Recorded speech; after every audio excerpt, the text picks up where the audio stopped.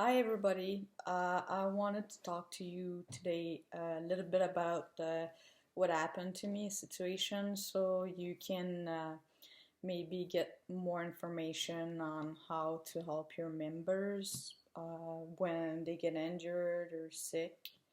Anyway, I'll give you a little bit of history about myself. I'm Lieutenant Blanchette. I got CFR, was 21 years in the military. I was posted this summer, mid-July, to BTL and attached posted to Service Battalion. So part of my admin is being done by BTL, but I belong to Service Battalion. Um, I don't have family close by. My closest family lives 4 hours away, and my boyfriend is in Iraq for 6 months, so he's away. I'm by myself at home.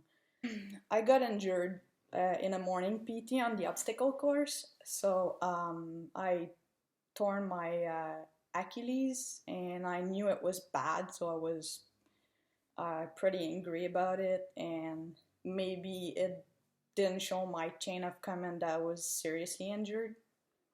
I went to the CDU and then they shipped me to Ottawa to get um, surgeon advice. And then I was scheduled for surgery 2 days later, which was a little issue for the chain of command finding me a transport last minute. For the mental challenges that I encountered getting injured, um, first of all, I would say I'm a really active person, so it was hard for me mentally uh, to cope with that, knowing that I wouldn't play hockey probably the whole season and most of the season, that I couldn't kayak anymore, I couldn't go for a run or join you guys at BT. So I think for our members, it can be really hard also. Maybe some people would love to be sitting on the couch doing nothing, but at a certain point, everybody likes to move a bit, and it's really like challenging to be in crutches and try to do everything on crutches, not putting any weight on your leg, and it's pretty hard. Um, Another challenge that I encountered was house chores. Because I was by myself, um, I thought, well, how am I gonna clean the house? Yeah, try to vacuum your house on crutches. It's impossible. I tried cooking. It took me forever to do my cooking, doing laundry. Am I gonna mow my lawn or take care of the yard? Another challenge was the transport. I own a standard car, so I wasn't able to drive anymore. So I had to ask my family, my sister or friends to if they wanted to exchange cars. So when I would be able to drive, I would have automatic car. Um, it was another challenge was the grocery shopping. Uh, yeah, there is no way I could go grocery shopping by myself. It's impossible because yeah, I'm on crutches, so I had to figure that out also.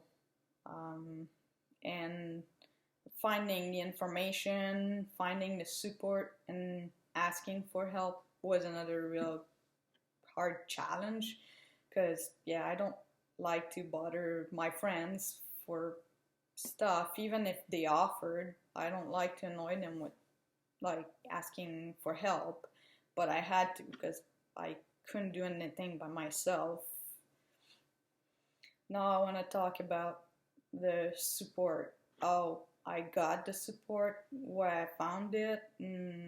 I'm still finding some new information as of today and the last week. So yeah, more information you know, better it is, better you can help your member.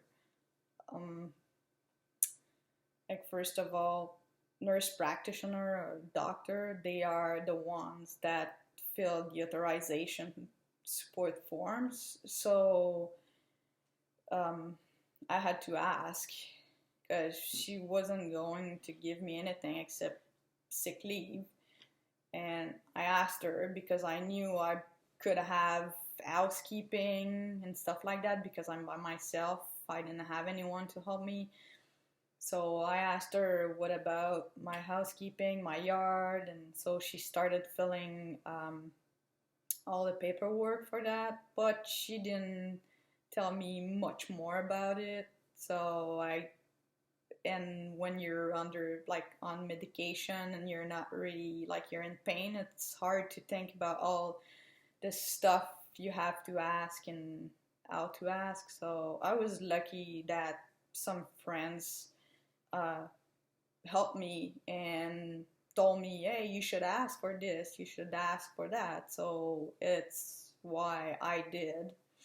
So housekeeping, it's through the Blue Cross. Well, actually, it's the nurse practitioner. She filled out a form and then it's sent to Bayshore Healthcare, and they contact you and they come and they do an evaluation, what you require, and then they send the housekeeper to your home, and it's once a week, 3 hours a week. Um, for other stuff, like, I just found out I rented a little knee scooter, but the way I should have done it is I should have gone through physio and asked, like, oh, I need help to get around, and in crutches it's not easy, so like, is there something else that exists? And they would have probably, like, told me about that knee scooter and sign approved uh, form so I could go rent it or rent it for me. But I actually rented it by myself because I heard about it, and then I went with my receipt and had physio approved, and then went to Blue Cross, and Blue Cross will reimburse me um, all the claim when I got transport to Ottawa for food, or because I had surgery there, so I had to sleep there. I had to be accompanied by someone, so they reimbursed everything, like the overnight, because I was entitled to overnight, and the gas for the friend, and the night there, the $50 to sleep at a friend, and her meals, my meals, everything was reimbursed by Blue Cross. For transport, if I have to go to Ottawa, there's MDR run, medical run, they're called 1 and 2. So if the appointments during the time frame of like 9 till 3:30, then you can take the MDR run, and they drive you to Ottawa, and the only thing you have to claim is the lunch. So it's quite easy. Um, Also, for the yard work, it was through Transition Center. So I got an email from Transition Center after the nurse practitioner sent the form, and I actually had some company come and do the work, and then I brought the receipt to the Transition Center. They are pretty awesome people. They kind of told me any question I had or any help I required, just to ask them. And, like, I didn't have any appointment, I just showed up there, and they were really, really friendly people, really helpful. I think I was lucky because most of my challenges, I had help from my friends. So I had a friend, she did grocery for me. She brought me actually to the grocery store and pushed me in a weird cart. So, and like, the other times I order over internet, and she came, picked the grocery up, and then put in my fridge and everywhere. She helped me. She stayed at my place for a couple of days. She cooked for me, cleaned. My sister came a couple of days also and tried to entertain me a bit because it was really, really boring. What I retained from that experience is I have lots of experience in the military, so I know a lot of things, or I know where to reach out, I know how to ask, and I'm pretty resilient. So I was able to live through that injury. But for some other people, maybe you have privates or corporals that they might not know, and they might not want to like bother chain of command or bother friends, or and they might be left alone. So it's really important to know that like they can get all the support they need, and they should get all the support they need.